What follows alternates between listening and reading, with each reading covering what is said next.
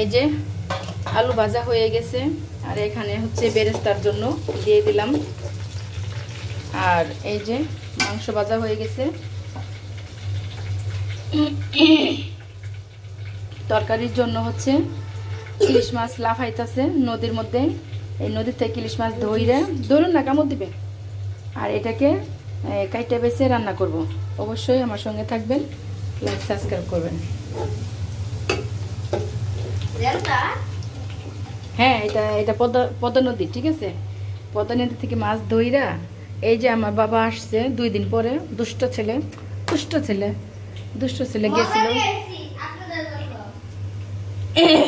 ছেলে গেছিল নানুর বাসায়।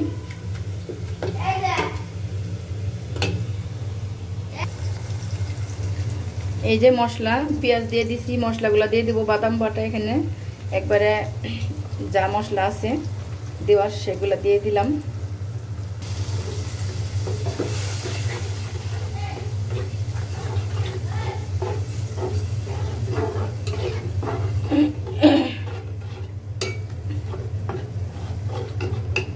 আমার ঠান্ডা লাগছে, কথা বলতে পারতাছি না, মানে কথা হচ্ছে অন্যরকম বোঝা যাচ্ছে।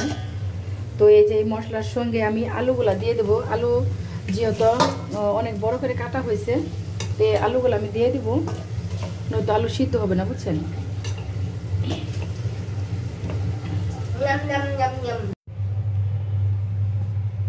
এই যে এটা রান্না বসাই দিলাম। আসলে ওইভাবে দেখানো হয় না, একা একা কাজ করি তো। তো যাই হোক, যেভাবেই হোক আমার ভিডিওটা অবশ্যই দেখবেন সবাই। তো এই যে বিরিয়ানিটা বসাই দিলাম। এখানে সব কিছু দিয়ে আমি রাইস কুকারে বসাইছি। তো রাইস কুকারে বিরিয়ানিটা অনেক সুন্দর হয়। হ্যালো, কি নিয়ে এসো তুমি দোকান থেকে? হ্যাঁ, জেলি। সারাক্ষণ খালি খাওয়া আর খাওয়া।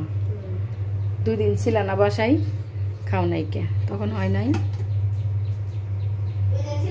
এটা হোক, হওয়ার পরে অবশ্যই দেখা করবো আপনার সঙ্গে। আর এই যে মাছ তরকারি, মাছটা কাটবো, তারপরে রান্না করব।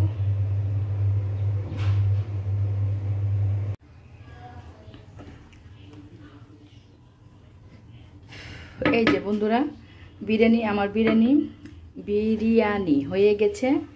এই যে দেখছেন, অনেক সুন্দর হয়েছে, জর্জরা হয়েছে।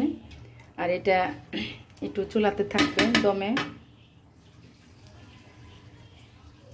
আর এখন সময় নাই বেশি এই যে ভিডিও করার, এই পর্যন্তই থাক। যদি দেখাইতে পারি তো দেখাবো, নয়তো এই পর্যন্তই সমাপ্ত, ঠিক আছে। আর ইলিশ মাছ রান্নাটা এটা আরেক ভিডিওতে দিব, মনে কিছু নেন না।